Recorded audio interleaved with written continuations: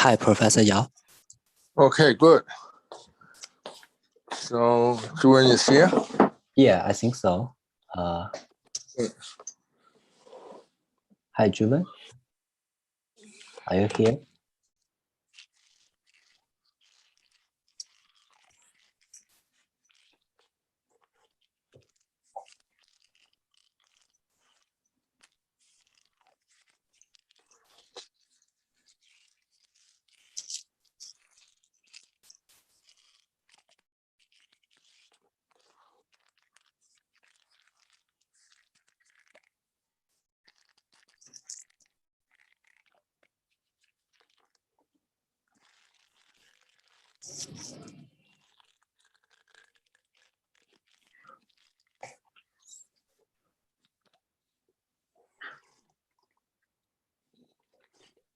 Hi, Juven.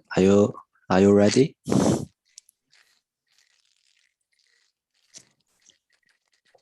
Oh, just a second. I need to log in with my iPad. Oh, sure. ID is what's the ID meeting? Let me just check. Sorry, I was not.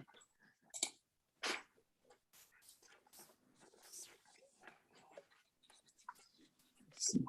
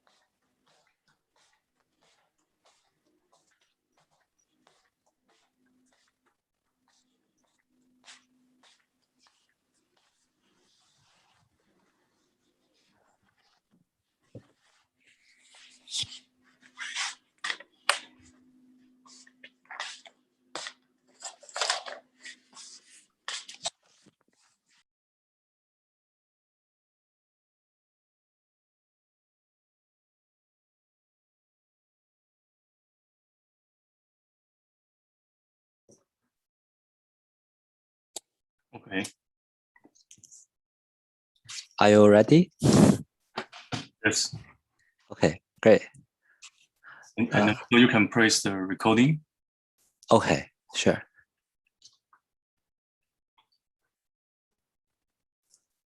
Hello, everyone. Welcome to CMSA member seminar. Today, we are very happy to have Juven to speak. Juven is now a research member at CMSA, and he got his physics PhD from MIT. Before coming to CMSA, Juven was also a research member at IAS. Probably some of you may know Juven has a broad interest in physics and mathematics. Today, Juven is going to talk about ultra unification. Let's welcome Juven. Okay, thank you very much. Yes, ultra unification. So these are mostly based on these single author works, these three. But the previous collaboration was Wang, and Witten, and also Omori and Putrov are very important. So some of the reference given here. Okay, unification is a central theme in theoretical physics, and these are like a path of unification from electromagnetism and weak forces and strong forces. They are gradually unified into a theoretical framework known as gauge theory, and it has been long since the struggle of Einstein trying to unify gauge forces with gravity. Today, I would like to introduce some additional type of forces, which was not studied thoroughly in the high energy phenomenological context, in the sense that I will try to give some motivation and some reasoning why the topological sector, in the sense of topological field theory, will come into play in a very mathematical constrained way. And the keyword will be anomaly, cancellation, and cobordism class a co-Boolean group. Okay. And one thing I can mention more is that these forces are drawn in the sense from the strongest, in the sense of a force unit to the weakest one in our Higgs vacuum. And strong are the strongest, EMM are secondary, and then go to the weak forces. And there's also hypothetical God forces, which hasn't been detected, which are used the dash line. And today, I would like to even introduce some weaker forces, but this is more like a statistical type of interaction, like Fermi and Bose statistics are different. Here, these are also some type of statistics. And the condensed matter way of saying this is through entanglement. Okay. And however, if we move away from the Higgs vacuum, suppose there's no Higgs, and if there's no Higgs in a different vacuum, a different type of world that live in, the weak force can be stronger than EMM. As you may know, the non-abundant forces like weak and God forces can be stronger. So these are just draw relative. The forces are compared in the sense of in the Higgs vacuum, the big vacuum presumably we are living in. Okay. All right. So in 1865, Maxwell unified electromagnetism and light, and Glashow, Solon, Weinberg in the 60s, they unify EMM with the weak forces and strong forces. This is now the paradigm of the at this moment the fundamental physics in the so-called elementary particles. And I'll clarify what elementary really means.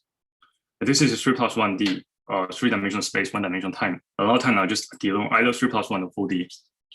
And then gauge forces can also be applied to unify these three forces in a simple Lie group. And these are done by George at Harvard and Glashow. And there's so-called SU5 and SO10 granular model. And I will denote these lowercase as Lie algebra, which many people call SO10, so I just go with it. But the gauge group should be spin 10. When I write the capital means the Lie group.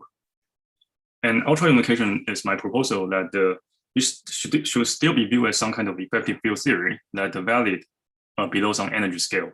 So in the previous slide, it should be below valid below some energy scale, and that energy scale will be some energy gap related to the topological gap sector I will introduce. Okay. All right. So what are the additional things other than what has been given, which I mostly didn't modify? I can include the standard model sector. I can also include the gut. But there's additional topological phase sector. It's kind of highly related to the development of modern condensed matter field theory, condensed matter physics and topological field theory, and also some stream people are interested in. Ryan was given a talk. Basically, that's kind of type of a background that you should know. So I assume that you are familiar with what he already introduced to you. So additional new sector are including some 4D topological field theory. These are Schwarz type unitary 4D TQFT, I already know, TQFT. And it's a 4D analogs of 3D Chen-Simon-Witten type of theory. Okay. And at some low energy and below an energy gap, which this gap above, as I mentioned, this gap is the first excitation, if you call. This low energy field theory actually is this TQFT. Okay. And this actually will also be Lorentz invariant and unitary. Okay. So indeed, this TQFT at low energy, this ground state will be Lorentz invariant. Okay. Other than that, I also have a 5D co-Boolean invariant that I'll introduce, which is also known as invertible topological field theory. Okay, I'll denote ITQFT. And in contrast to the earlier one, which usually condensed matter people call long-range entangled intrinsic topological order due to a concept called by Wen, I will also introduce this short-range entangled symmetry protected topological state, SPT states in 5 dimension, 4+1. I can also introduce a 4-dimensional gapless sector. A gapless in the sense the energy spectrum, the eigenvalue starting from a Hamiltonian. This at the infinitely large size limit, the first excitation and the ground state, this energy eigenvalue spectrum can close to epsilon small approximate to 0 as infinitely large limit. So you know the way to take a limit. And while the gap system means that this epsilon will be finite delta, regardless how large, infinitely large size system you take. Okay, so it should be clear. And this is also known as conformal field theory, CFT. And in some of the work, high energy phenol people actually also give a name called Untitled. And it turns out that the new sectors I will introduce have a very tight constraint to what has been known given. So I'm not just arbitrarily propose this, okay? And so this, I will give a stronger motivation why I need to propose this. When I give a talk, a lot of time people will say, that's fine, but why do you need this? And I would like to say that it's almost inevitable. I would enumerate possibility. It turns out these are the possibility, and they are constrained, tight constraint. Okay, so this topological phase sector are more than, and not just those type of a second Chern class type of term, like theta term, which is also known as C2 Chern class or C1 square, that sum together was written as a trace, the algebra value of f, wedge f, of this theta term. But it's also more than those dynamical theta coaction, and more than the instanton or spectrum, this topological configuration that you sum over in the gauge theory, like such as Young-Mills. The reason it's different is that because when you define those theory, you already define what are the gauge bundle you are going to sum over, and what are the configuration that contribute the instanton and spectrum. So those things are already defined partly when you try to write down a path interval. This is not the new thing that I want to emphasize. These are the new, and instead, these things are the new ingredients, and different from this, what people sometimes also call topological sector. So I ate topological phase in a sense. This is more like a phase of matter or state of matter. Okay. Can I ask a question? Yes, please. Yes. So for the first three possibilities, yes, your claim that any particle or excitation that carries some non-trivial charge under this field theory has a gap higher than whatever the unification scale is that? The particle standard model particles are neutral under these gauge fields? A very good question. So it turns out that the standard model carry a very interesting or mysterious type of discrete gauge charge related to the baryon minus lepton and some linear combination with hypercharged Y. I'll write down this precisely, which can be chosen as Z4 appropriately.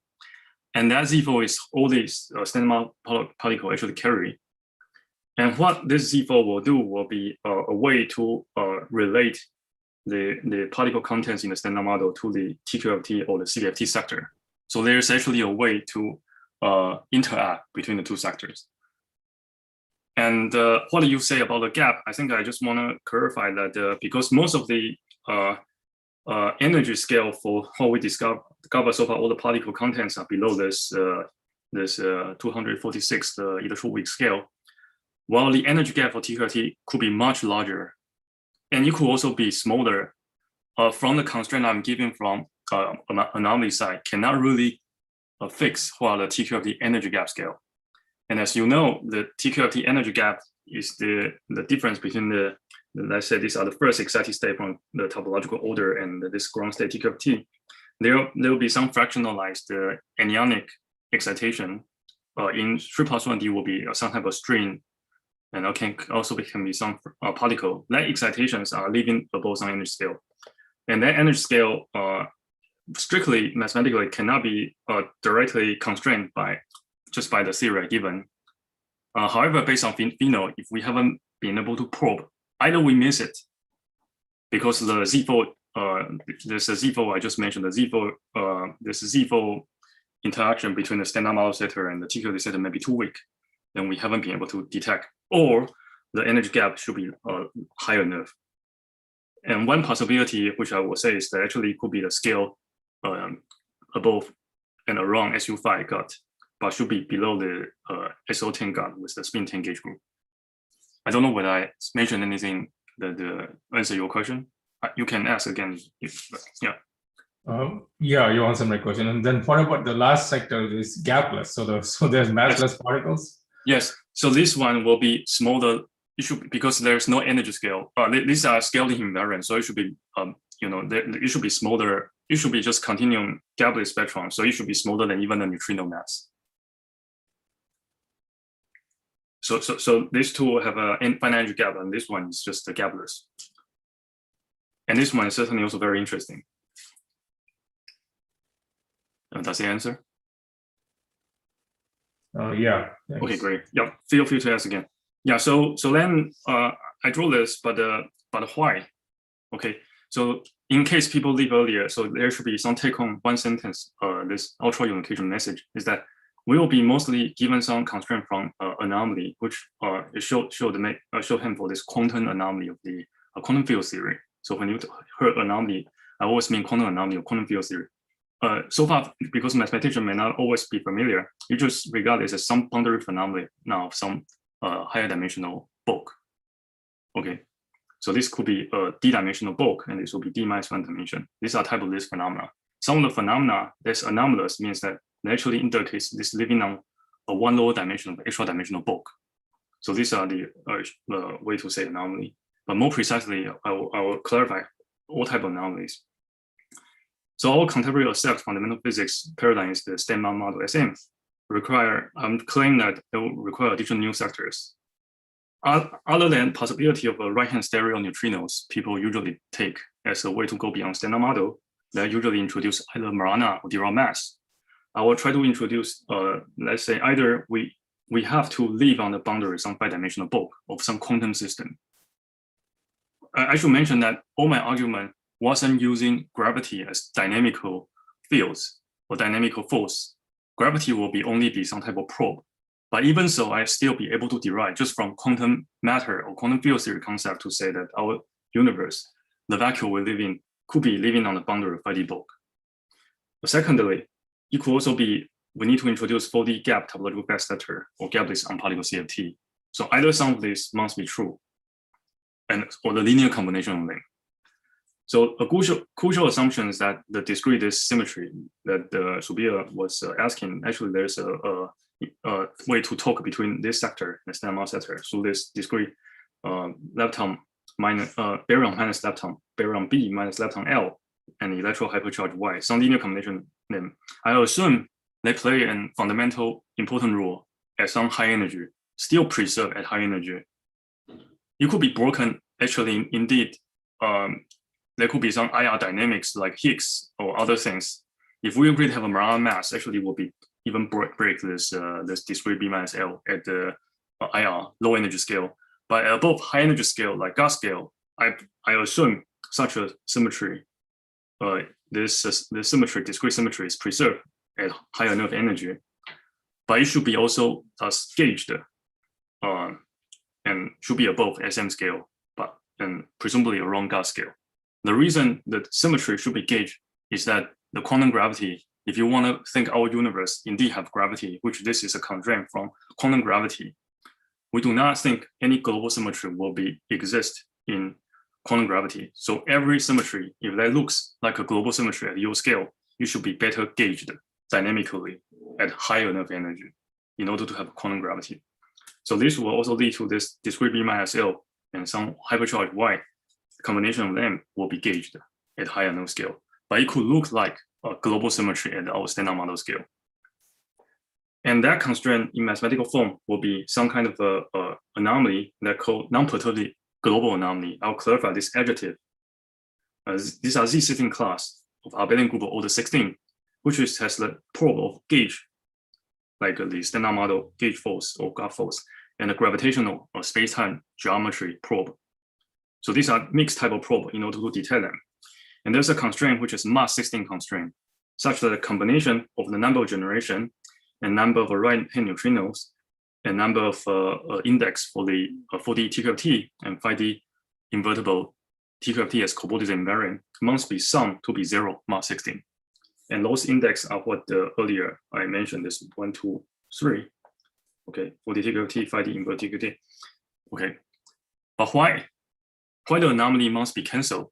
Because a lot of time anomaly is a way to match between the UV at high energy, which we may not know the model theory, and IR physics. Here, I assume the UV and the IR completely look together as a system must be cancelled to 0. And this now, along the logic I developed, is actually very parallel to what the Conformal and Jacob McMurray, that they have this so-called cobordism constraint for the search of landscape or swarm them in streamline. The statement is that including gravity into account, the cobordism class, whatever the probe of a space-time and discrete symmetry sector and the gauge forces altogether, if you compute the classification of the cobordism group in terms of classify the this anomaly, the element that the whole system, that the whole universe, including a whole standard model vacuum, including the high energy sector, they add together must be the zeroth trivial group element in this class. That means there's a Z16, it cannot be any other number than 0 mass 16. So that's kind of an argument that in the end, I want to have anomaly fully cancel, but not just match with some other things with non-zero value. For quantum field theory alone without gravity, indeed, it's fine to have some anomaly, of some global symmetry, and that index will preserve at the Audrey flow from UV to IR. But here I'm viewing the whole system of UV and IR together, then the cobordism class must be a trivial 0 element. So this will be a very important message. Any question?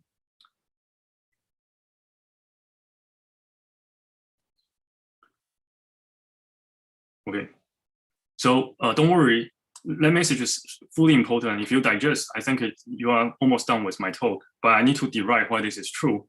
I will start from the contents of the standard model, where the circular things I represent as this biospinner, which is in the space-time spin 3-1, a representation of 2L, 2 component in spin 3-1 of the space-time. These are the local symmetry group of the spin geometry, spin 3,1. This dot will be 2L, 2 component, the left-handed biofermion. And I will introduce all these particle contents. Even if you haven't learned standard model before, you will learn it just today. I will draw this diagram I use. I don't like the way a lot of maybe textbook introduce. I think this will be more precise mathematically, and all the quantum matter can be drawn in this matter, this kind of format. So I will introduce to you how I look at them. So this will become a mathematical game, like looking at this quantum number and see how those constraints given by cobordism and anomaly must be matched. And then we'll predict that given what we have in the standard model and gut, we must have a new sector that will fill in 4 dimension and also in 5 dimension. And once I do that, our world will be living on somewhere like here. And everything here I draw here will be new sectors that I introduce. And these things are very, very tightly constrained. I think it's really mathematical constraint in the sense of topology. So this is really good things. It's not hypothetically, hypothesize something without really checking anything. Here, really, when I construct this, there's already a very strict constraint on how to write down this theory. And that theory, sum over must be the index of those theories, sum over must be 0 mass 16. So in a sense, these are integer numbers, and they should be countable, even though it could be infinite type. But the countable infinite type of possibility with the economy use of this number, I think we should have a finite choice for theory I can build up. Any question for this kind of logic? So I introduce ultra unification by including standard model plus either 4D TQFT or 4D gapless on particle physics, CFT, and also the 5D extra dimension. And all this is quantum theory. In a sense, it could be also UV complete if without gravity, without dynamical gravity. It should be also UV complete by some lattice, can be something to do on simulation. But our world have gravity, so that's another thing we'll be lacking of in this unification. Okay, all right. So interrupt me if there's any question. So as I just mentioned, this strong EMM are unified in standard model. One important thing is that it will be unified also with a kind of a gauge symmetry breaking called spontaneous gauge symmetry breaking by Anderson-Hicks. Okay, and they are unified also through simple Lie group gauge interaction called GUT. In my talk, I will propose a theory beyond that, and then mostly is constrained by the experiment that we only observe 15 biofermions per generation, which I'll come for you later. and I add a new gap topological sectors. I also can add gap CFT, but mostly part of my talk I will focus on gap sectors for the reason it will become clear. I will probably introduce gapless CFT sector in the future talk, but not today's. Okay, and they will be consistent with this constraint, anomaly cancellation and copolysis constraint, and I mentioned that. And precisely B minus L and hypercharge, electroweak hypercharge is actually 5 times of B minus L minus 4Y. This actually is a symmetry in the 80s. I think firstly noticed maybe by Wiltshire and Z. And right now, the thing additional new is that now we are more comfortable on computing non-perturbative global anomaly, and there are mathematical tools we can use. And then we really can check the anomaly between this and the space-time, the mixed gauge gravity anomaly. And once we have that, we are more confident that's all the anomaly in terms of invertible anomaly, and I also explain that we need to match. So that's why I'm more confident what we really need to match to cancel the whole things. That's the new development, why we are still look back at this problem again. Okay, but however, in contrast to this, the paradigm of SM is Anderson-Higgs symmetry breaking. In the gap topological sector, it's not constructed by symmetry breaking type of giving a mass. That's the usual way to give mass by Higgs. Here we are doing the symmetry extension. That the symmetry I'm writing down will be extended to a larger group. I'll explain that. And whose low energy contains unitary Lorentz invariant TQFT. And then that's a 3R plus 1D non-invertible long range entangled TQFT or 4 plus 1D starting from an invertible TQFT, yeah, for 4 plus 1. But because the discrete this Z4 need to be gauged later at high energy. So this at higher energy, this 4 plus 1D TQFT also will be somehow become a topological order in the sense it's all become non-invertible. And so a short message could be that this kind of picture suggesting once the Z4 is gauged, we are actually looking like a 4D theory living on the boundary of some quiet dimension or 4 plus 1 dimensional a topological quantum computer or topological order, if you like. In the sense, these are the same type of materials that people try to study in topological order, except that now our 4D standard model may look like a dust, a boundary states. And in addition to this 4D TQFT, there could also be this 5D in the invertible TQFT, where the Z4 is gauged, this also becomes TQFT, not just invertible.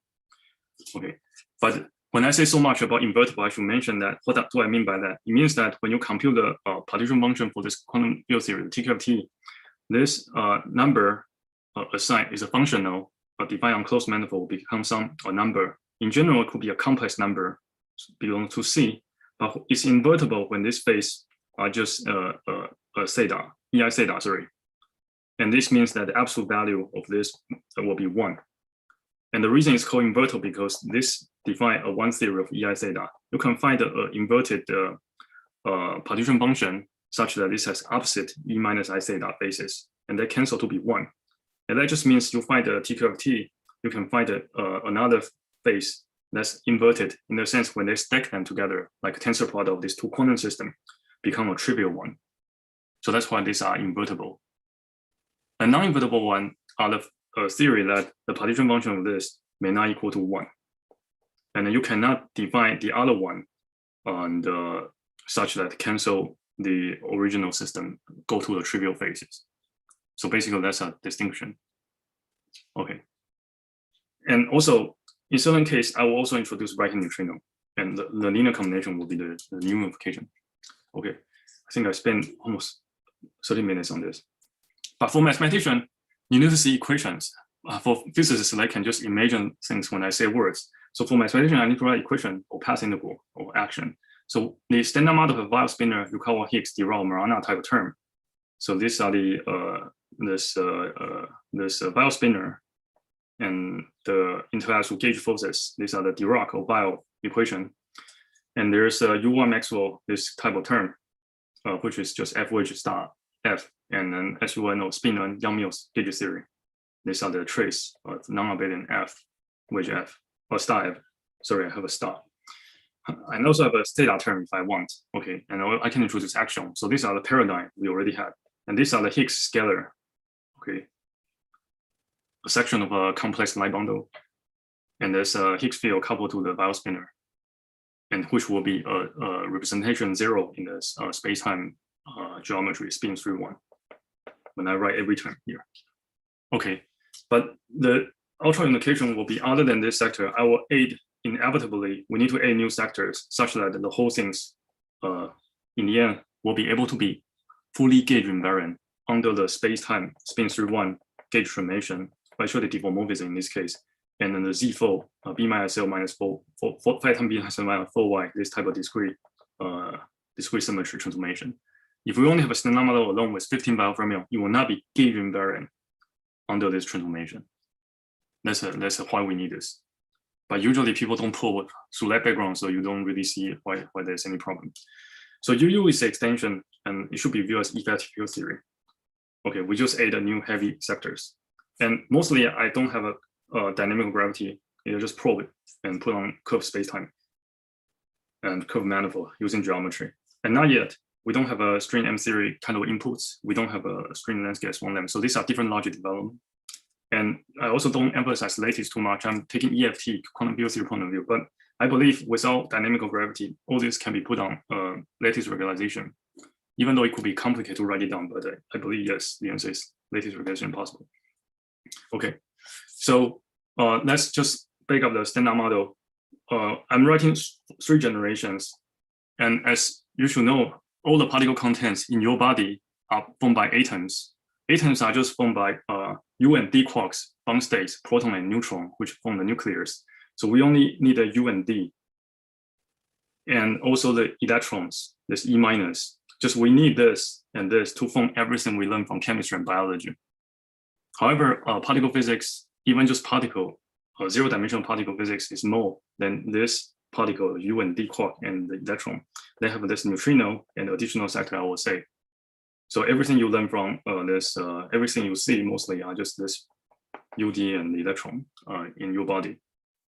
But then the UD, they actually carry the color of SU3, which means they are sitting in 3 of fundamental. So I draw red, green, blue as 3 color, and they are like a 3 triplet. So these are 1 with triplet, 1 with triplet, 1 with triplet. They are 4 triplet. In addition, the left hand quarks, which we usually denote left hand for this is 2, a doublet of SU2. So these are oval shape. So they are 3 of this 2, and this makes 3 and 2 in SU3 and SU2. The right hand will be 1 in SU2, and there is additional 1, but they are not in oval pair together. They are not doubling yet on the SU2. Okay, so this is the quark sector, and now it's the lepton, including electron and neutrino. Electron also have this a left-handed one paired with the neutrino, which has been observed, verified in experiments. We must have a neutrino, at least the one we observed so far can be confirmed to be a left-hand one. They are paired together with the electron to be a doublet, and again, 2 in, these are 2 in SU2. But there's also a right-hand electron, and we know there's, and these are singlet in SU2. We haven't observed or confirmed, verified the right-hand neutrino, whether they are there or not, so I use a question mark. If you sum over all this, you'll find out these are 4 times 4 minus 1, so they are 15 biofermions per generation. If you group this 3 of this D right-hand quarks, and which I flip to the left hand, so I use DR, but actually I'll flip every right-hand particle, which we call into a left-hand basis, left-hand biofermion. So everyone here sitting on the table, every circular, this disk will be 2L in the spin 3-1 as a biofermion. So if we glue this 3 and this W2 will be 3 plus 2, actually there will be 5 bar in the representation SU5. Okay, if we glue pair, if we combine this 3, 2, 6 of them, and then the 3, and then this 1, sorry, this 1, again, this 3, 6 and 3 and this 1 together, 6 plus 3 plus 1 will be a 10 in SU5. So in the SU5 model, in the particle context we have so far only need 10 and 5 bar. And the right-hand neutrino will be singlet even under the SU5 force. So that's why we still call it a stereo neutrino. Doesn't talk to SU5 gut forces or standard model forces. If we combine this right-handed 1, 10, and 15, again, these are 16 of them. This will be the 16 spinner irreducible representation of the spin 10 gauge group. Okay, and I just need to triplicate 3 times to make the 3 generation. And you may wonder, God, the God of our universe, why do you want to triplicate 3 times? Kind of a constraint will be given, and it could be helpful to answer this question at the end of my talk. I just changed to triplicate. I just changed the UD to this charm and strange and top button, and then the neutrino change it to this E type, electric type, muon type, and tau type, and there's a E and mu and tau muon. Okay. Any question for this format? So you need to be familiar with this. So when I do an anomaly cancellation, I will try to check using this, drawing this figure. Okay. All right. So I just writing down things. The everything can convert to a form like a table. So everything I say will just be written like all the quarks and leptons. They carry some SU3 and SU2 number, and these are number. Also in my background later, if you want to see, if I change the slide. And additional things I think more important, not in the gauge SU3, SU2, U1 is this B minus L. Appropriately combine 5 times of B minus L and 4 times of electrically hypercharged will become this denoted as U1X.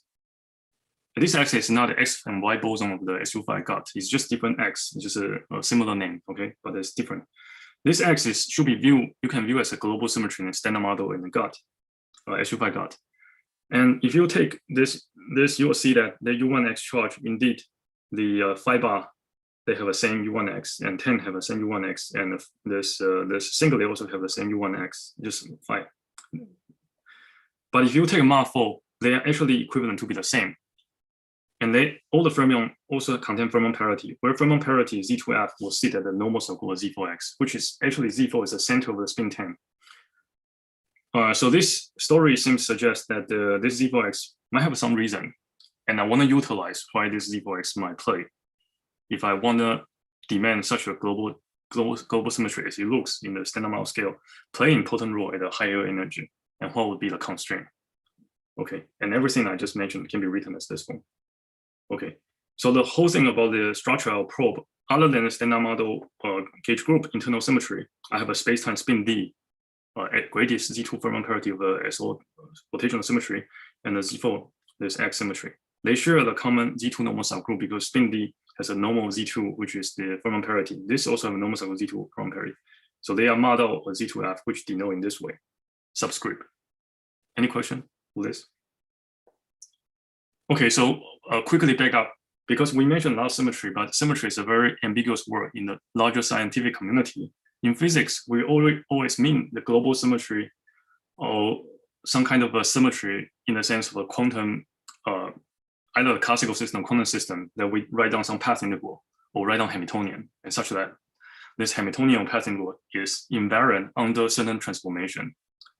If that's invariant, then we denote that we say this system has a symmetry.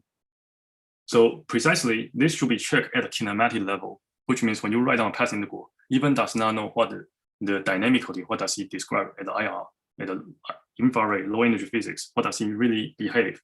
It doesn't really change the story that we can start to analyze the global symmetry at the given path integral partition module. So these are kinematic level, not dynamical statement. But this symmetry may be also anomalous. Let's be precise. So write down path integral Z, which is a functional integral in math. We say if these are invariant under some group, usually here is a group. In general, could be something more general, but let's consider group transformation. Could be a spinner transform to side bar and phi to phi bar. If they are background field, we can either also transform or dynamical gauge field A to A bar.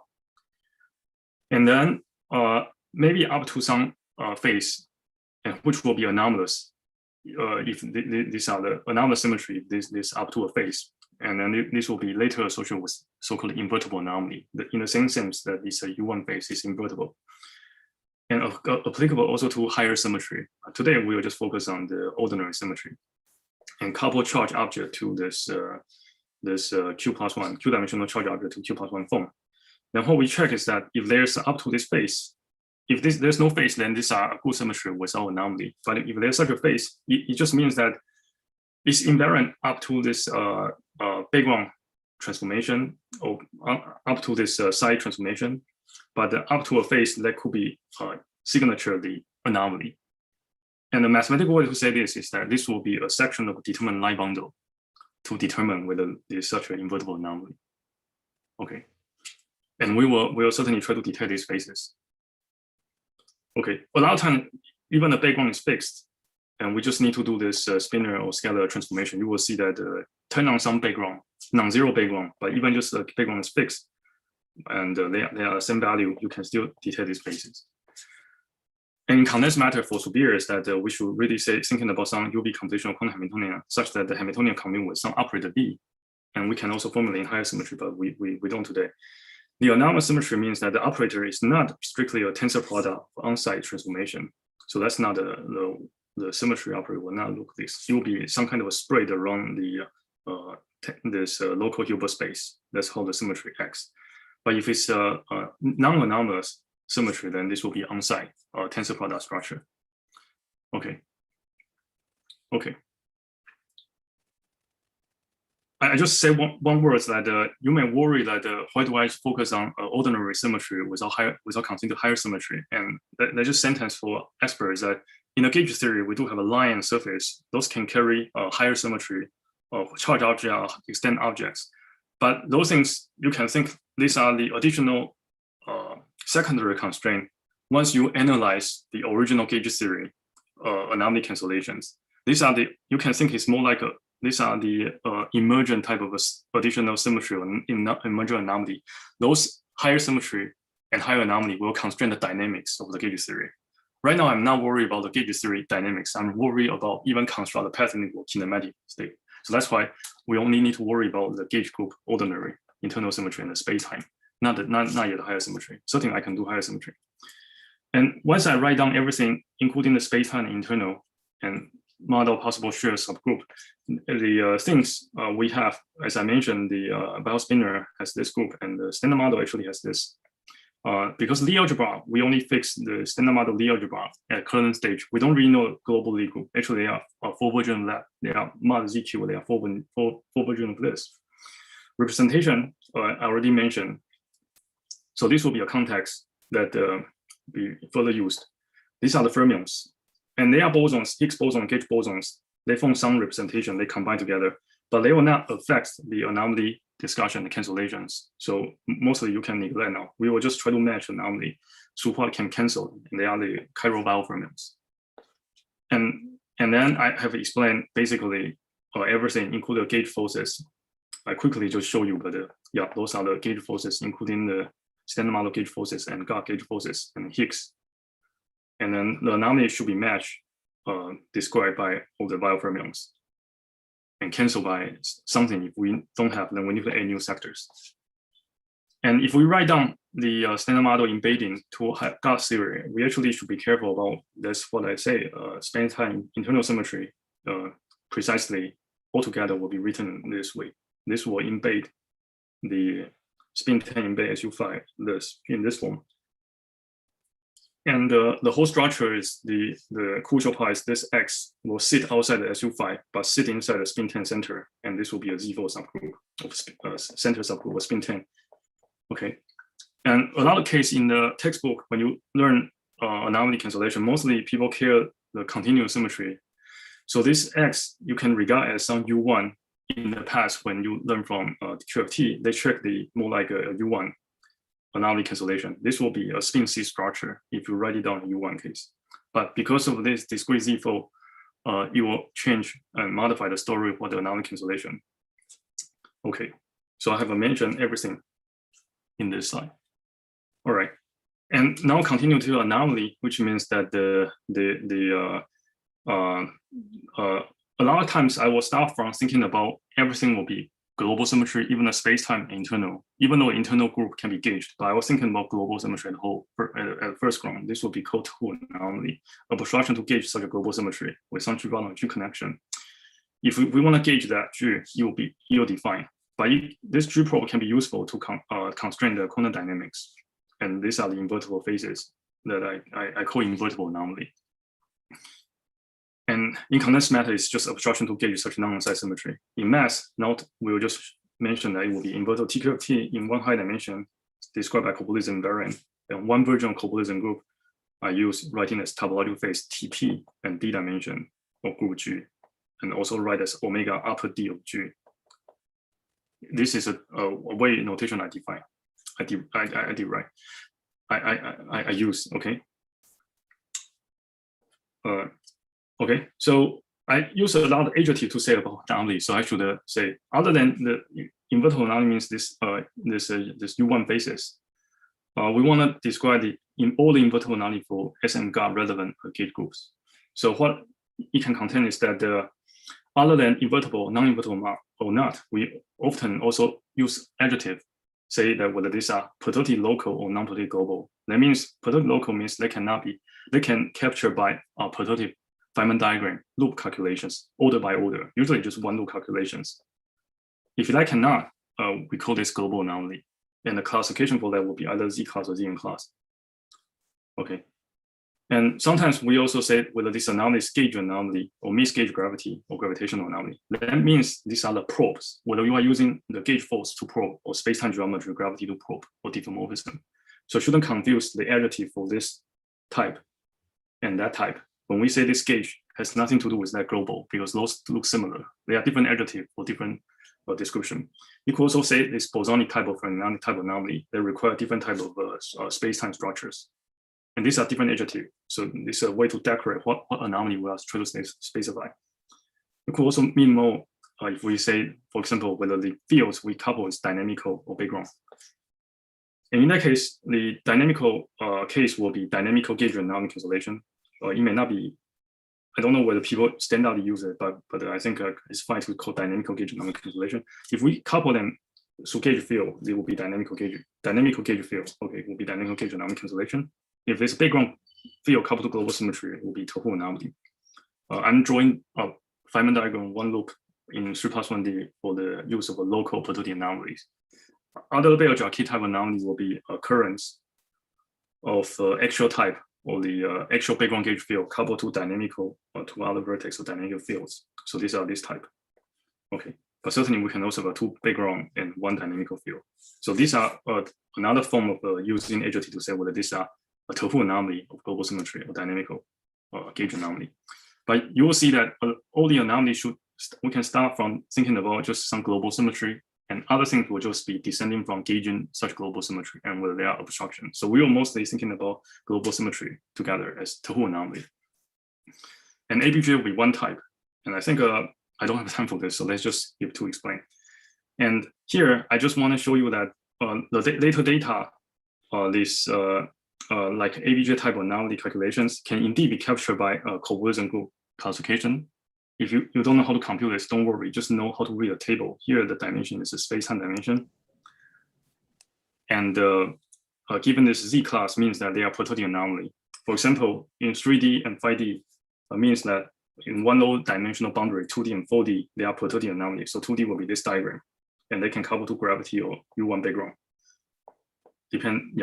And U1 fields. And then 4D and 5D will be this, and etc. Okay, so with that, and I also skip the example for if we change U1 to SU2, there's known as the Witten SU2 anomaly. They can be taken along on spin manifold and with fermions in the 2 or 6 of the dimensional representation of SU2. Well, there's another type of new SU2 anomaly that can be detected when the fermions are in the 4-dimensional representation of SU2. It can also be think about isospin 1/2 and isospin 5/2 for the new SU2 anomaly, isospin 3/2 for this new SU2 anomaly. The efficiency of this table was, I'm trying to demonstrate to you through this example. So you can trust me that these are very useful tools. And recent works, people check these groups for the standard model and GATT and try to list down the anomalies. I think we did the more by including those discrete scatter in the standard model. So I will follow this works. And then it turns out the result we have has more additional global anomaly compared to the earlier work. And this will be a result. And now I would like to go through example how this anomaly are canceled by using the diagram, the figure that I showed earlier about the standard model contents. Okay, I'll try to finish in 10 minutes. So first of all, the Z class is the Perturbian anomaly. There are 5 of them, Z to the 5th. That means there are 5 diagrams capture the Perturbian anomaly. And you learn from textbook, or physicists learn, they are cancelled. They can be written as 5D coprolation invariant or 6D some type of polynomial. And then you know all the cancel. So I'll skip that. But now we focus on those class which are not the perturbative capture by Feynman graph. They are Z2 class, Z4 class, and Z6 class. So we do it one by one. And the first one, let's say the Z2 class or Z4 class of some type of Witten SU2 anomaly. And this actually is a mutated type of Witten SU2 anomaly, in the sense that the computation of this show either this become a Z4 when Q of the mass charge of the standard model, this standard model group U1, SU2, SU3 mass ZQ is 1 and 3. And these are the type. And how to read this data? First of all, these are second chain class of this associated vector bundle for SU2, VSU2. And you can detect that by an instanton number 1 for SU2 bundle on the S4 sphere. That's one thing. And secondly, there's a eta TOR prime, which is a Fermionic invariant that I define for one-dimensional spin cobordism for fermions. And that means that this S1 has the Ramon circle or periodic boundary conditions. And this S4 times S1 with the description like given for the SU2 bundle and the periodic boundary condition, Ramon circle, as a manifold generator for this anomaly. Okay, but how do we detect that from a 4D perspective? That means that we can find a fundamental 2 of SU2 biofermion on the boundary, and then additionally ask whether these fermions are charged under the fermionic Z4 X symmetry. If they do, they will contribute index 1 for the anomaly. So let's count how many of them there are. These are the 2 doublet, 1 of them, 2 of them, 3 of them, and 4 of them. So there are 4 of them. And all of these quarks and lepton, they have a Z4 charge 1, so they should contribute. So there are 4 of them with Z4 charge 1. And then we want to see whether these are 0. But these are not 0. But it will be 0 if it's Ma2 or Ma4. And indeed, this class of anomaly is Ma4. So this actually cancel. So these are first indication. This combined together has a 4, 0, Ma4. So this is the first cancellation. Secondly, we can consider this anomaly. The other one is similar. This is similar to the Witten anomaly. Just these are the choice of combining Z4.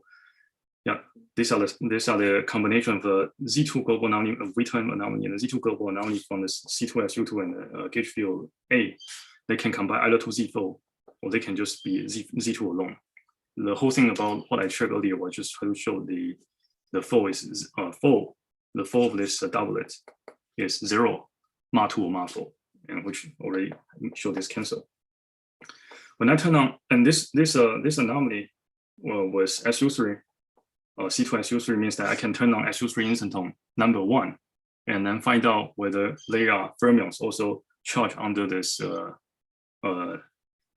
this Z2. This Z2 actually is a Z4X mass Z2, and all the fermions also charged under this will be, yeah, okay. So the answer is that we need to find fermions which sit in this fundamental 3 in SU3. And how many there are? These are 1 of them, 2 of them, 3 of them, 4 of them. Indeed, they have 4 of them. But these are 3, and these are 3 bar in the left-hand representation, and they have this Z4X charge 1. So the summation of the anomaly cancellation is this 4 of them have a contribute 1 plus 1 minus 1 minus 1. So these are strictly 0. And with Z4 charge 1, these are 0. And this anomaly is Ma2, so this is true. So this, we already shared this. And the other one, U1 hypercharge and C1 first chain class square means that we need to sum over the U1 charge square for this with appropriate normalization when such that this normalizes 1. I'm using this fractional normalization because it's finite normalization. But when we do this calculation, we need to normalize properly. If you square this U1 charge and then couple to this this Fermionic background, you'll find out that all this square will strictly be, it will not be 0 strictly, but it will be Ma4 0. So which is also good. Okay, so this also cancel. And the SU5 is the calculation of this 5 bar and the 10, sorry, 5 bar and 10. And you can also compute the instant number contributed by 5 bar and 10, and they are divided by 3 and 1. But they carry the U1 or Z4 as charge 1 and minus 3, and you will find out some cancellation 1 times 3 and minus 1 times 1. Basically, they are 0, a marfold. So this also is anomaly free. And the last one is basically counting how many vial fermions are charged under the Z4, this B minus L type of symmetry. And they are 15 only if we don't include right-hand neutrino. So that's a whole story that if we haven't observed right-hand neutrino and we want to enumerate a possibility, finding out other things to saturate this anomaly that they should be canceled, other than including this mysterious right-hand neutrino, can we do other things? So that's the whole starting point, largely related to the ultra unification. So we want to say this Z16 anomaly are not canceled by 15 per generation of vial fermions. So are there alternate stories without introducing stereo right-hand neutrino? And the assumption I given so far is just using the standard model gauge group, the valid one, and 15 vial per generation, and assume this Z4 X symmetry play important role preserve at high energy and dynamic gauge at higher energy. Then I check all the perturbed local anomaly, and then leading to the consequence that such a constraint must be true. And there could be new hidden sector without saturating, must be imposed if we want to have this cancel. And other than the standard law, which introduced right-hand neutrino for each generation, which would be minus 3 times plus 3 over 1 to be 0, that's also fine. That basically usually is either the Dirac mass or Marana mass give a mass to the right-hand neutrino that can cancel. And there are some statements when the Z4 preserve broken by the mass discussed in my paper in detail if you want to read. My proposal is that other than this possibility, we can combine the knowledge condensed matter now we have how to match anomaly. These are like a Lipschitz-Marti type of a statement, as we are familiar, that there's no symmetry preserving trivial gap insulator for this type of system. If we have this index minus 3 to anomaly to cancel, we must have something. So other than the standard law, we have an entangled structure that we can cancel them, either the TPLT topological order in 4D or the one high dimensional topological superconductor insulator, or the gauge, or this particle, this gapless CFT, or it could also be symmetry breaking. But as I demand that I assume go to higher enough energy, they should be preserved. So this boring case I don't want. And if a Z force gauged, somehow this topological force and 5-dimensional sector of this theory that written as this eta 4D APS eta invariant RTF part of the single index eta invariant Poincare radial PD of some gauge field A, this 5-dimensional invariant, couple the geometry and the background gauge in some way. If we want to gauge this, actually I find that the geometry could be evolved. So that's why I think there's a natural way also to couple gravity through this way. These are the third things, more detail, making the topological 5D theory coupled to gravity in some way. Yeah. And then the consequence will be, I will focus on the ray part, which is the gap extended object must exist beyond the 0D particle physics. And we can also explore gapless on particle CFD physics or the linear combination way, such as they simplify this. Okay, in the next 2 minutes, I will end up by showing some pictures. The standard model may live on one extra dimensional cobordism invariant, and that can be regarded as some quantum matter version without using dynamical gravity to give a kind of one brain model of the standard model living on one brain. It's kind of quantum version of maybe random central model, except the random central use Einstein gravity and ADS space and other things to derive their model. But here I'm using another angle and analogy. I still have a one brain. It's one possibility. If I have another mirror wall, a two brain, usually there's a problem with whether there's a fermion doubly, Nielsen-Muir theory, Nielsen-Muir. And that could be mirror fermion. And however, if you are following the recent development we did with Wen and Debbie Tong gave a recent talk, this sector, if they have no anomaly, for example, no Z16 anomaly, you can also gap. So it can be trivial gap. If there are some anomaly, we can also introduce TQFT, or you have a Carroll gauge sector. So these are the mu rule. Okay, and that 5-dimensional bulk in terms of a topological invariant will be written as this form. Nu 5D sitting in 16 of this Boltzmann group, and these are topological invariant. And now I want to go to a bit more detail about how to construct this TQFT in the last 1 or 2 minutes. Let's see. So the construction is that we want to know whether there are some 4-dimensional topological order can saturate the anomaly matching. And in the case 3 generation, we want to consider, let's say, some number of them. It turns out that 3 generation alone cannot be directly matched by TQFT, preserving the symmetry. There's obstruction to construct the symmetry preserving gap phase for 3 generation. So that means that actually our work cannot just couple the standard model to the TQFT and leave it on 4 dimension, and also preserve Z for X symmetry. However, the possibility could be that there are even class of them. They could indeed construct the symmetry preserving gap phases. And these are some work related to and also my recent development. Then that means that if we have a 2 or 4 or 6, we can take the economy one, index 2 for the TQFT, 4D TQFT. Then we cannot directly match -3. We must introduce 1 extra dimension. Let's also take an economy one. Let's just take minimum 1. And then there could be some other index. And in this case, -3 plus 2 plus 1, or plus 2 minus 1 must be canceled by another plus 2. So that means that we can introduce 2 right-hand neutrino and out of 3 generations, and index 2 TQFT preserving Z4X, and index 1 invertible TQFT in 5 dimension, such that this will be 0 mod 16. And that's interesting though. There's 2 right-hand neutrino were introduced. And as I checked the Fino constraint, so far we only know that if we have this mass splitting for the left-hand neutrino, which we know they are mass for the neutrino, these are beyond standard model physics, but left-hand neutrino also have mass. So far the Fino data show that the number of right-hand neutrino must also larger than 2, but not necessarily 3. So I have a 2 here, which is pretty nice, and also have a 4-dimensional entangled TQFT sector and 1 extra dimension, and everything together will be canceled. Yeah. So that's one way to do a model building for this ultra unification. You can certainly change the number to do another model, but I think eventually we don't know what the God construct will be, so we require some Fino constraint.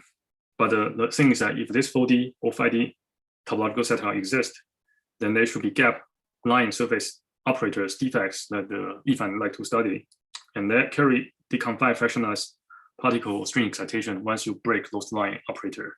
They are heavy ends, very heavy.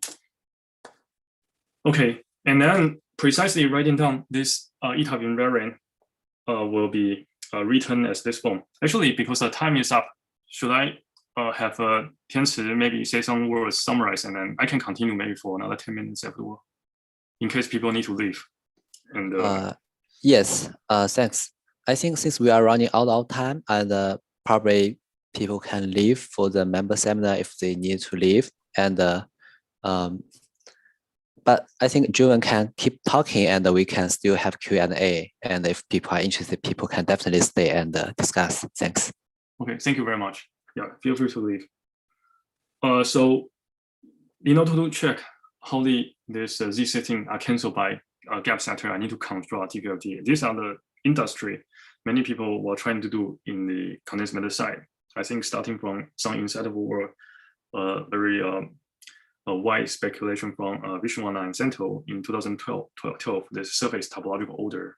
They have some perspective from quantum criticality. These are the 2 plus 1D surface topological order called STO on the boundary of 3 plus 1D, so-called the SPD or TI, topological insulated topological superconductor. Here we are going to do the 3 plus 1D version of that, and with some 4 plus 1D bulk. And the 4 plus 1D bulk are written precisely will be such an invariant. As I say, this index nu specify one of group element in Z16. Eta is APS 4D invariant, which actually is invariant for the pin plus structure. And then there's a Smith homomorphism between this structure and that one, which Ryan is familiar. And then the PD means Poincare radial, which means that taking this A bosonic background upper H1, and then Poincare radial of that will go to the H4, low H4 homology group. Then you can place this eta invariant on the 4-dimensional submanifold. And that's how the invariant compute. But these are a bit more mathematical and not very physical illuminative. So I will use a language for using the decorate domain wall construction could be familiar. That means that we are staking a lot of bosonic SPT with some fermionic decorated objects like complex fermion or 1+1D Kitaf chain. And together, in a sense, these are the 5-dimensional bosonic SPT protected by some Z4 X mod Z2. This Z2 is the Z4 X mod Z2 I mentioned earlier, here. Z4 X mod Z2 at Fermat parity. And this will be 4-dimensional one, such that you can think about breaking the Z4 Z2 symmetry on a domain wall, and such a domain wall decorate with some complex fermion, and do a domain wall decoration, and then do a so-called restore the symmetry by condense such objects. That's a condensed method we say this. But this will be a way to write down topological invariant. And this one will construct a 3+1D, 2+1D, which is 3D version of bosonic SPT on the domain wall, putting on 1+1D Kitaf chain, which is Marana fermions fractionalized on the boundary and complex fermion Hilbert space in each sites. And putting this chain on this domain wall, and again, you can do this domain wall condensation to construct such this topological invariant. And this one is a bit more subtle. I will skip, because also that when nu is odd, only this term will play a role. These are the signature of manifold, 4 manifold, and all this related to the P1 first Poincare class, also related to the trace of R wedge of this manifold. But this doesn't play a role when nu is even. So, and also we want to construct nu is even, which can only be nu is even symmetric gap T place. So we only need these 3. So I focus on that 3, and which will be written here. This can be rewritten as decorating the Podolsky Kitaf, the ZA class of the Marana chain, fermion chain on the boundary of this, on the domain wall of the 2+1D bosonic SPT, and then restore the symmetry. So this will be this invariant this way. And this will be ZA class. And nu is Z16, but it's even, so mod divided by 2 is Z8, and this will be a phase. If you want to say, can you detect this on some manifold? Yes. If I put this on RP5 for this invariant, then you will detect all the 16 phases. Here, nu even, so it's actually 8 of them. But in this form, you can detect all the 16 of them. And now I want to construct the boundary theory. In one example, TQFT, symmetric TQFT. So this mechanism is really different from Anderson-Hicks given mass. This is a symmetry preserving, not a breaking the symmetry. And this is a gap phase, and similar to confinement in the sense these are gapped, but without G symmetry breaking. And G symmetry content is the chiral Z4 X on chiral fermion. So this can be regarded as some kind of gap phase without chiral symmetry breaking.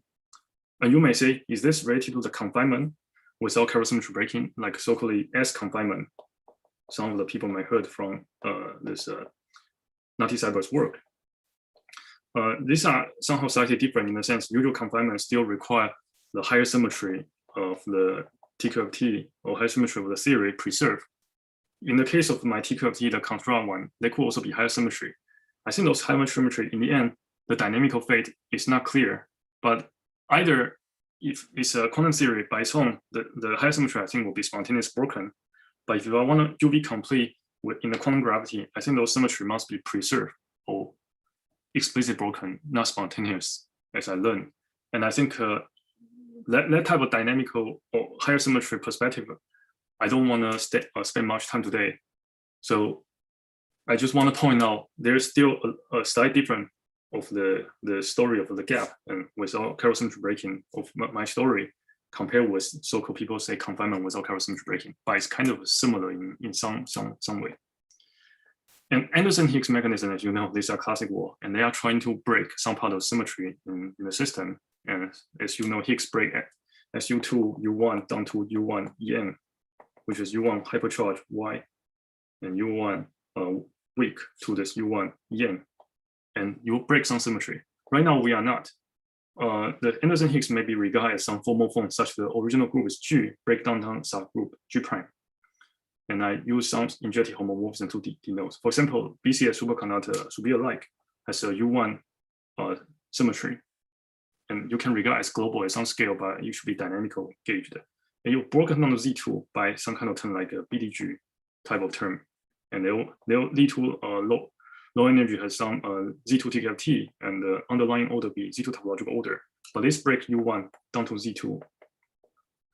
In my case, the structure is different, that the G extend to a larger group, G hat, such that this is G hat does not contain G as a subgroup, but these are quotient group, and K is a normal subgroup of G hat. But the additional thing is that G symmetry has anomaly, the Tohu anomaly in G. We cannot just arbitrarily construct the G hat. We need to saturate the anomaly such that in G hat, in my demand, I demand this G hat has no anomaly. In G hat, this anomaly is gone. Let me say this way: the G anomaly is trivial, or become this is the zeroth element in this classification anomaly in G hat. Basically, is the constraint. And so you can see that this construction is really comparably different from Anderson-Hicks approach. And you may say, is this related to what the Debitones and others our previous work on obtain a gap chiral fermion? In a sense, this one is even more powerful or even more asking more, because in the case what a lot of people are doing is try to match gap in the theory when this zeroth element in this system, which means that we are trying to get a trivial no anomaly theory by preserving the symmetry. But here I'm trying to do more, not just anomaly-free theory. Even for some anomalous theory in G, I can still construct gap phase, except that this has to introduce additional enlarged Hilbert space.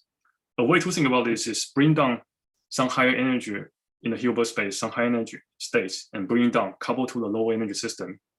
And these are kind of closing the gap between the two, the low-lying IR theory and high energy theory, and then talk them each other in some interaction, and then reopen up the gap, which will leave up the original states altogether. So there are some low-lying, you can think some low-lying, in this case will be, for example, if you start from a vacuum with right-hand neutrino, maybe I can show a bit later.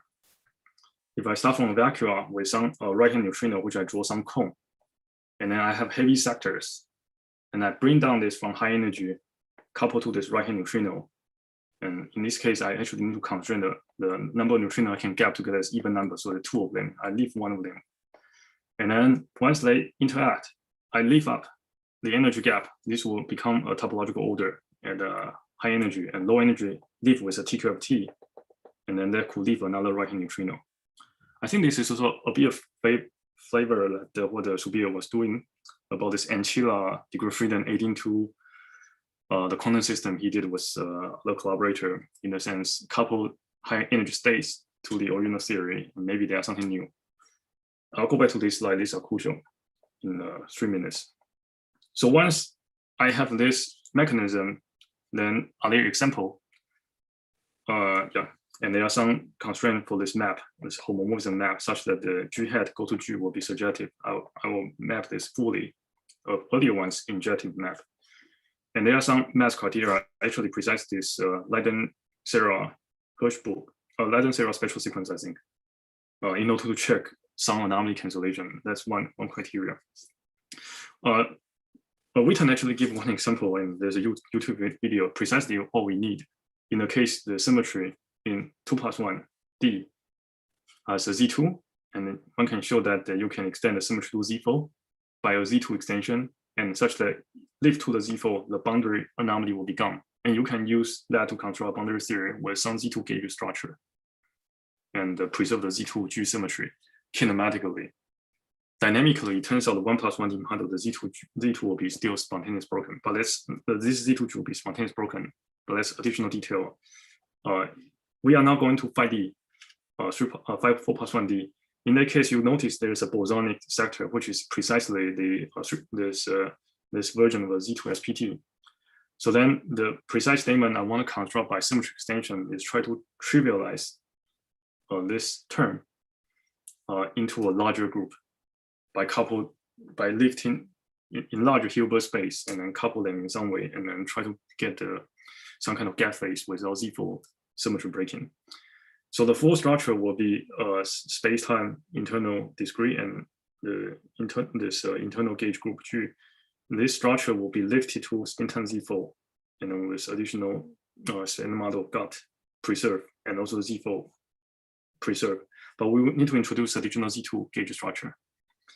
And the technical part is that people familiar with group cohomology will know that to specify this bosonic invariant require a cohomology group element called the some cocycle. This would be 3 dimensions of 3 cocycle. And these are Z2 value. You can write down a map from 3 of the Z2 to U1, and these are the function. Such a function, 3 cocycle, is a non-trivial element in this cohomology group.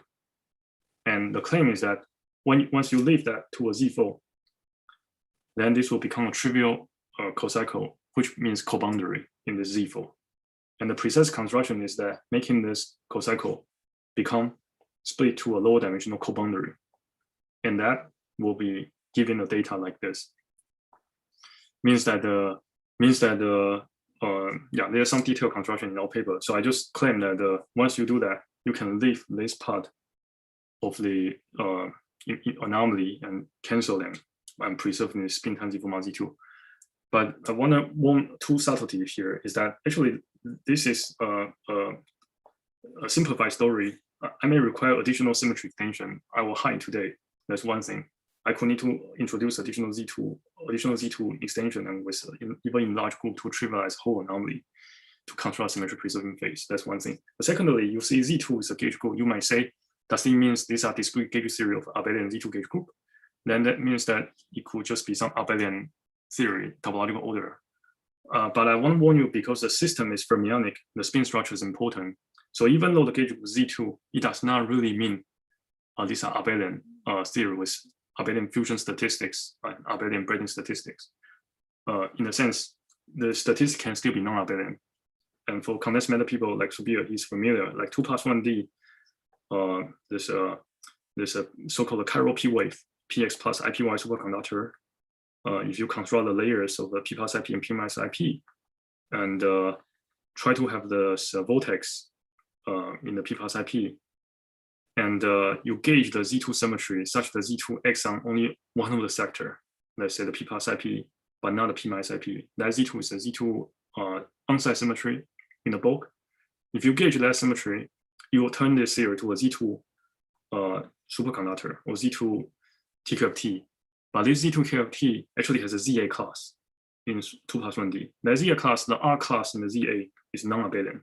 So even though the gauge structure looks Z2, but with fermionic symmetry, this actually can still be a non-abelian.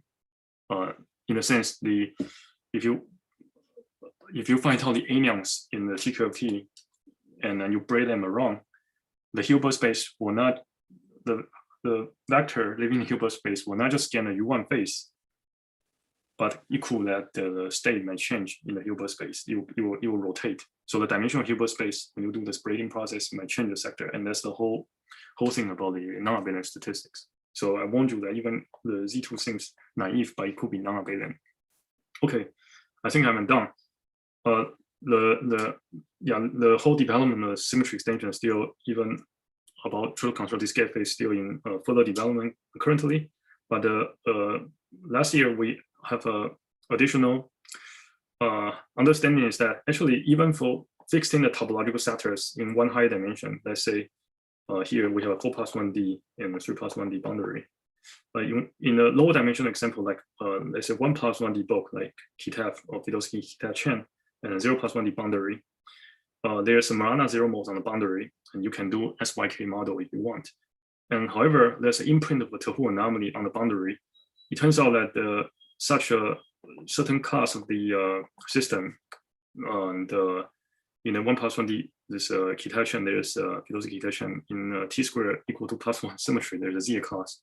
The R class does not have a well-defined Hilbert space by its own, but when the class is 2 and 6, it turns out that there's a supersymmetric spectrum. A few kind of talks in the seminar, in the quantum matter seminar, actually discussed this supersymmetry related phenomena on the boundary. And the supersymmetry here is really just Fermi-Bose degeneracy. But my understanding or my feel is that they could give a constraint on building up a supersymmetry quantum field theory from the angle of constraint by topological field theory in one higher dimension. And then they could give us a hint what exactly the SUSY structure we need to couple to SM and GUT. Because based on just model building, we don't really know what version of supersymmetry. I think people usually start with n equal to 1, but are there some reasoning more non-productively? I think the perspective from thinking from the one high dimensional topological invariant actually could helpful to give us a idea to go to construct this SUSY theory. Okay, so the energy spectrum, what we describe, observe in experiment so far is below this Higgs and electron weak scale. And the thing that analogs to condensed matter is Anderson-Higgs superconductor in the standard model. And they are large scale from the very small neutrino mass and the confinement of quarks about 200 MeV, the lambda QCD, and Higgs mass is 125, and top quarks 173 GeV. And are there some additional things at the higher energy scale that we can say? In the case of ultra unification, with a lot of constraint, a lot of input I take today, I think with the global structural legal taken into account, with discrete sector taken into account, with the non-positive global anomaly, and with writing down the topological invariant, and thinking about the symmetric gapping rule or symmetric mass generation for when the anomaly is 0. These are the story we and David Tong thinking about. Additional things, symmetric anomalous TQFT, which is similar to Vishwanath Sento's first story in lower dimension. We can actually say a bit more about energy hierarchy, and we can also say that if Z4 is gauged on the high energy, actually this higher energy sector and the low energy sector talk to each other in some way. And the new sector here will be some energy gap associated to topological order gap, and also the topological superconductor gap. So if you say superconductor play a role in condensed matter, why not the topological superconductor? And which type, which symmetry? Today I give you one of them. I feel like very promising is the Z4X related to BNSL. And that one could be there. And it's pretty precise in the sense mathematically. And starting from the known sector, now we already introduced a new theory with new sector 4D and 5D. And Yao probably is not here, but that's what I want to show, that once you write down everything, you should write equations and or maybe prove a theorem. The theorem I have, physical theorems, this is non-dimension. They must be true. And the mathematical statement is, other than the standard path integral, we need to write the topological sector. And you will worry that whether this type of theory, are we ready to study? Actually, I would say this type of TQFT theory is more mathematically well-defined, can put on computer compared to the known theory, because Young-Mills, even the Young-Mills theory cannot be, so far have not been even defined, computed as path integral. And we don't know how to define even on R4. So how about even coupled to curved spacetime that I described? So that's actually an even ill-defined theory. The theory we mentioned today, I didn't go through detail, but that's the kind of things. These are cohomology class and cohesion class. And once you gauge the theory, it should be described as some higher category. So this type of theory actually could be more control. In a sense, you can really put on a computer that input things and then computer can output. The things that whether it's defined or not, really should be whether this can be checked by non-intelligent objects. That means computer, these are machinery, and this can be checked. But this actually requires a lot of human thoughts. So these are ill-defined, and these are more well-defined. So I actually try to define things more well-defined than what we have. And the whole thing together, I claim to be fully gauge invariant on the gauge Z4 and the spin spacetime transformations. And in the condensed matter language, we are really going to go beyond the Landau paradigm, where in the past, we are doing the symmetry breaking mass of Anderson-Higgs. With this Anderson-Higgs, you call Higgs Dirac term, biospinor, Young-Mills gauge theory, continuous completely group, chiral and chiral gauge theory. Today, we are going beyond Landau in a sense on particle CFT. I didn't describe today, but I said it's a possibility. And also the long-range entangled topological order. And this requires symmetry extension of topological mass. And then there are surface and line operator in this theory. And the extra dimension also introduced with SPD states at low energy, but it could be dynamical gauge at high energy. Once Z4 is gauged, actually there's a channel that the forces are talk to each other. With Z4 not gauged, actually these are kind of separate. They are just matching the anomaly to have a 0 mod 16. But once Z4 is gauged, you cannot really tell different. We are leaving the vacuum altogether. So when I draw this and that separately, you should really think they are all together, except their energy hierarchy may be different.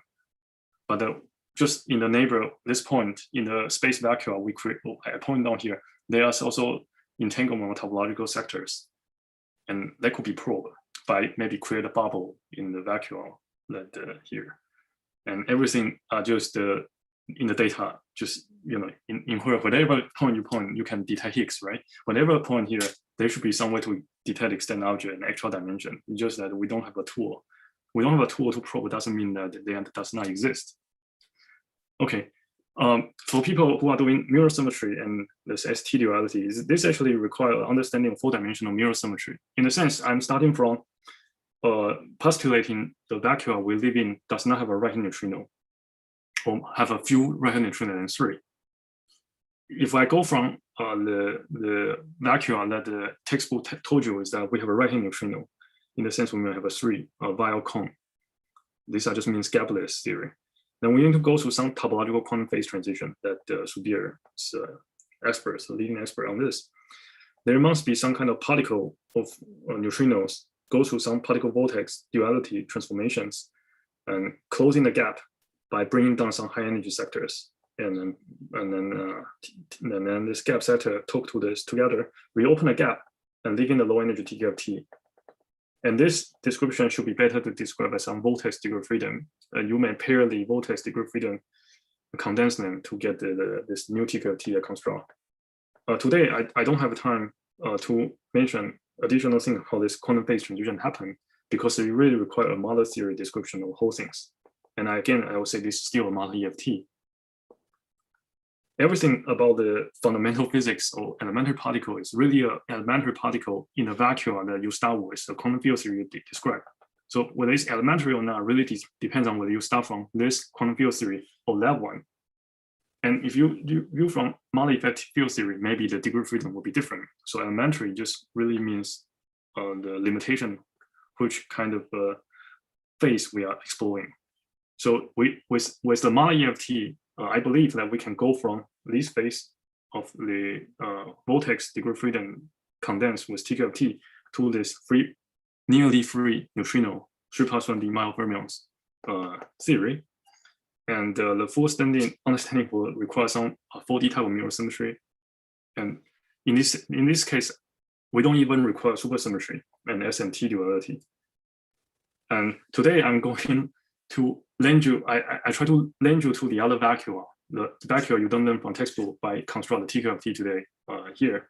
And I certainly also mentioned this vacuum. I say the linear combination of certain type will be true. And it will be very interesting to study this model EFT. And one example for realizing such a vacuum is just SU5 gut and without the right-hand neutrino, the one with TQ of T, replacing some number of right-hand neutrino, 2 right-hand neutrino and an additional 1 and 2 of them replaced by TQ of T. There will be one type of vacuum if you want to think from granular theory. The other type of vacuum, SO10, requires 16 times 3 fermions, so that one will be another vacuum. And between them, there will be a topological quantum phase transition. Okay, summary. I introduced the standard model gut and topological phase sector, gap topological phase sector, low energy TQ of T, convolution varying in 4D and 5D, and also possible on particle physics are most interesting. It's more than the topological sector, what the most particle physicists talk about the CR term, CR vacuum, or dynamic action is known as spiral. It's a different theory, a unitary by its own. It's a quantum theory that you should be able to put on lattice regularization as well. But at low energy has Lorentz invariant. And because of the C16 global anomaly with this gauge gravitational probes constraint, I show you a window to go beyond standard model by not just doing the right-hand neutrinos, but just introduce these new sectors. And there's an interesting topological quantum phase transition between the Dirac-Marana mass type of neutrino physics and to the topological mass, Newton mass, that was controlled by a symmetry extension. And this required more mass development on particle vortex duality and 40 mirror symmetry. Thank you very much.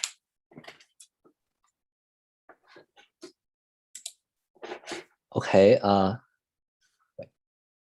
Okay. Thanks, Joan, for this very substantial and talks. And as we said, definitely some people are already left. And feel free to ask a question, unmute yourself and ask a question and discuss for the discussion. Thanks, Joan, again for this great talk. Thank you, Tianzi.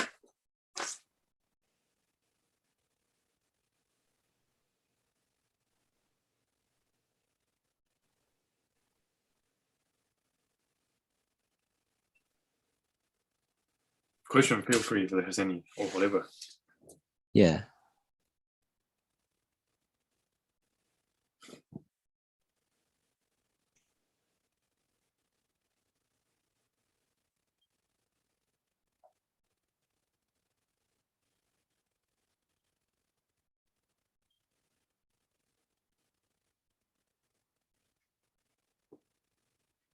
No, maybe start with